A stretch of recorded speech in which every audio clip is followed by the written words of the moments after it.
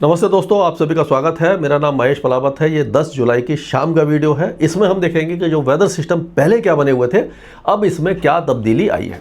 तो आप देखिए, एक साइक्लोनिक सर्कुलेशन बना हुआ था जो पाकिस्तान के ऊपर था। एक निम्न दबाव का क्षेत्र था जो दिल्ली के साउथ में आ गया था, और एक जो ट्रफ थी वो उत्तर पूर्वी भारत तक जा रही थी, और एक ये मध्य भारत तक आ रही थी, और एक ये ट्रफ जो थी वो गुजरात से लेकर के कर्नाटक तक आ रही थी। लेकिन अब क्योंकि जैसे मैंने बताया था कि ये जो ट्रफ है वो ऊपर की तरफ चली जाएगी, मानसून ने पूरे भारत में दस्तक दे दी है। अब इसको एक्सेस ऑफ मानसून ट्रफ कहा जाएगा।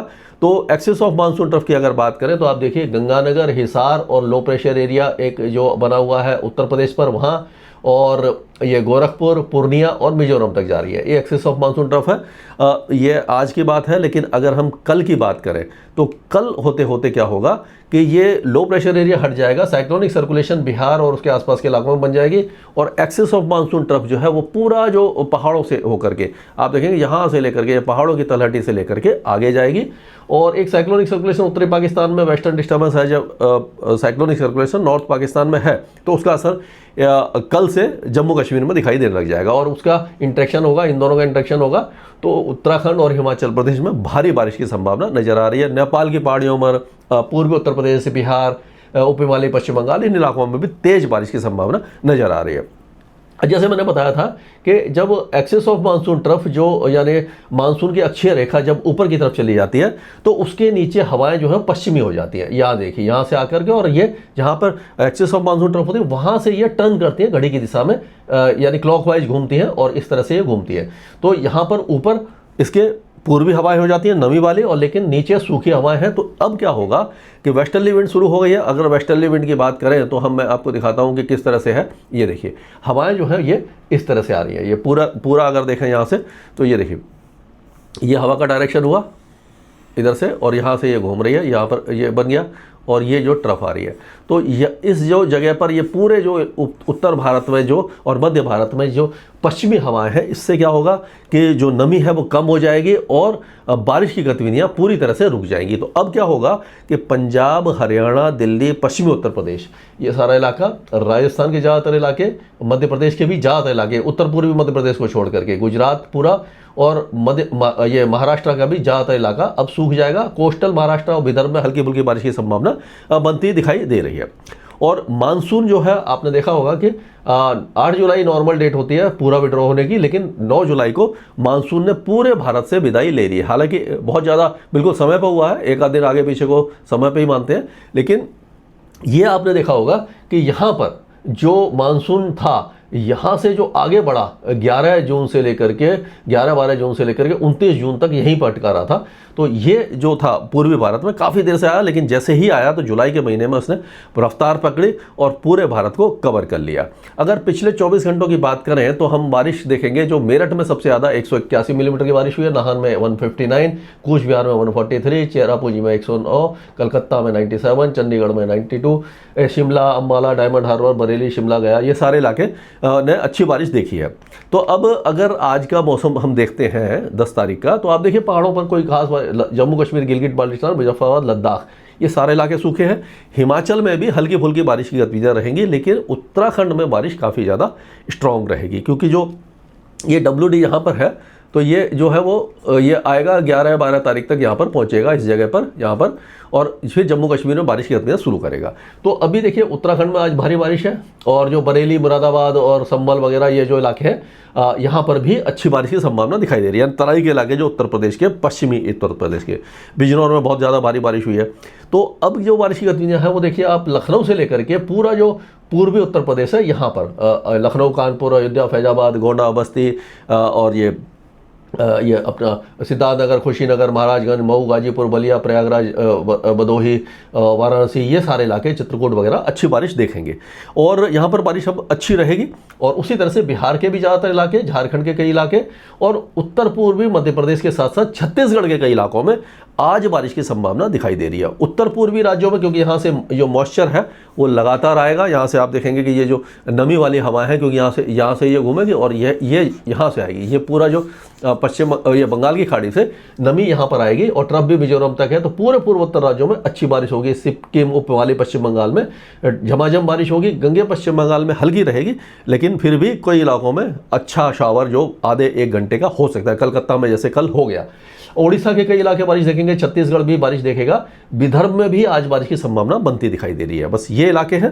बाकी आप देखिए मुंबई, थाने, दानो, इन सारे इलाकों में बारिश में काफ़ी ज़्यादा कमी आई है। अब यहाँ पर हल्की फुल्की बारिश रहेगी। कर्नाटक और केरल में मॉडरेट शावर्स रहेंगे। अब तमिलनाडु के अंदरूनी इलाके, इंटीरियर कर्नाटका में भी हल्की बारिश की संभावना दिखाई दे रही है, लेकिन तेलंगाना, आंध्र प्रदेश, तमिलनाडु के ज़्यादातर इलाके अब सूख जाएंगे। और एक और बात है कि हमारे जो कुछ दर्शक हैं जो बिहार में रहते हैं वो ये कह रहे हैं मतलब उन्होंने ये पूछा है कि बिहार में बारिश पिछले कई सालों से देख रहे हैं, पहले क्या होता था बाढ़ जैसी स्थिति बन जाती थी, अब बिहार में बारिश ना के बराबर होती है। हालांकि ये वेदर सिस्टम बना है, ये 4-5 दिन तक बारिश दे देगा, लेकिन ओवरऑल जो बारिश की संभावना बनती होती है वो काफ़ी ज़्यादा कम होती जा रही है। उसके लिए मैं आपको बताता हूँ कि क्या हुआ कि इसको हटा देते हैं कि जो पैटर्न है मानसून का वो काफ़ी हद तक चेंज हो गया है। तो इसमें क्या होता है कि पहले यहाँ पर जो लो प्रेशर एरिया बंगाल की खाड़ी में बनते थे, यहाँ पर बनते थे, एक मिनट, ये इस जगह, तो ये क्या होता था, इस तरह से उत्तर पश्चिम दिशा में बिहार, झारखंड, पश्चिम बंगाल होते हुए दिल्ली और पंजाब की तरफ जाते थे। तो क्या होता था, बिहार में, झारखंड में, इन सारे इलाकों में बारिश होती थी और जो कभी कभी ये ट्रफ ऊपर की तरफ जाती थी तो नेपाल की पहाड़ियों में भी बारिश होती थी, बाढ़ आ जाती थी और ये कभी कभी ट्रफ जो थी वो असम तक जाती थी, तो असम और इस जो बाकी इलाके हैं वहाँ पर भी बाढ़ आती थी। तो अब क्या हो रहा है, पिछले 7-8 साल से हम देख रहे हैं कि ये जो लो प्रेशर एरिया है वो पश्चिम दिशा में इस तरह से आगे बढ़ते हैं या इस तरह से आगे बढ़ते हैं। तो क्या होता है कि उड़ीसा, छत्तीसगढ़, विदर्भ, मध्य प्रदेश, यहाँ तक कि गुजरात, उत्तरी महाराष्ट्र और साउथ ईस्ट राजस्थान, इन इलाकों में फ्लडिंग रेन होती है। तो ये जो ट्रैक है मानसून के सिस्टम्स का वो बदल गया है। क्लाइमेट चेंज के कारण कह सकते हैं या ग्लोबल वार्मिंग के कारण, ये कुछ भी ना, मतलब इसका असर है। तो इसीलिए ये जो वेदर सिस्टम ऊपर नहीं आते, इसीलिए बिहार में और पूर्वी उत्तर प्रदेश वगैरह में बारिश कम होती जा रही है।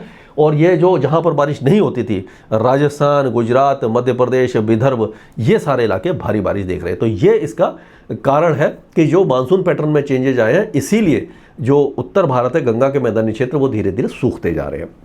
अब चलते हैं सीधा अपने वीडियो पर कि 11 तारीख को क्या होगा, यानी कल आप देखेंगे, ये देखिए पूरा जो ये इलाका है, पंजाब, हरियाणा, पश्चिमी उत्तर प्रदेश, लखनऊ तक भी बारिश हट जाएगी। आपका राजस्थान और मध्य प्रदेश पूरी तरह सूख जाएगा। उत्तर पूर्वी मध्य प्रदेश में कहीं कहीं पर सतना, सिंगरौली, पन्ना, ये जो इलाके हैं, ये यहाँ पर हल्की फुल्की बारिश की गतिविधियाँ रहेंगी। बाकी पूरा आपका देखेंगे राजस्थान सूख गया, मध्य प्रदेश के ज़्यादातर इलाके, गुजरात के ज़्यादातर इलाके, विदर्भ, मराठवाड़ा, तेलंगाना और यहाँ तक के आप देखेंगे दक्षिण भारत के ज़्यादातर इलाकों में पूरी तरह से मौसम साफ हो जाएगा। कहीं कहीं पर कोस्टल एरियाज में, क्योंकि ये जो हवा आएगी वेस्टर्ली विंड है, अरब सागर से कुछ मॉइस्चर लगेगी, या घाट पे थोड़े से जो पहाड़ी क्षेत्र हैं तो यहाँ पर जो डिप्लीट हो जाएगा मॉइस्चर, तो इसी इलाके में बारिश देगा, महाराष्ट्र से लेकर के कर्नाटक और केरला के तट तक, और अंदर के सारे इलाके सूख जाएंगे।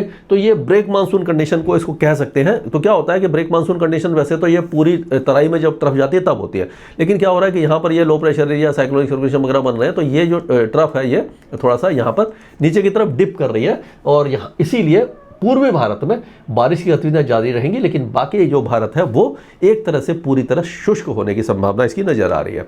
तो ये 12 तारीख को और 13 तारीख को भी इसी तरह का मौसम रहेगा, और उसके बाद धीरे धीरे फिर से ये जो ट्रफ है नीचे आना शुरू हो जाएगी। तो यहाँ साउथ इंडिया में और सेंट्रल इंडिया सब जगह पर बारिश की गतिविधियाँ शुरू हो जाएंगी। तो आगे मान के चलिए 3-4 दिनों तक कोई वेदर एक्टिविटी आपको दिखाई नहीं देगी। अगर आज के बादल भी देखते हैं तो बादलों में भी आप देख लो कि जो उत्तराखंड है और जो पूर्वी उत्तर प्रदेश है, पूर्वी उत्तर प्रदेश, बिहार, झारखंड, पश्चिम बंगाल, ये उड़ीसा, छत्तीसगढ़, यही सारे इलाके बारिश देखेंगे। और ये तमिलनाडु वगैरह में आज बारिश है, लेकिन कल से खत्म हो जाएगी। और ये मध्य प्रदेश के कुछ इलाकों में जो पैचेज में है, क्योंकि मॉइस्चर तो है, राजस्थान, पंजाब, हरियाणा, दिल्ली सभी जगह मॉइस्चर तो ऑलरेडी है।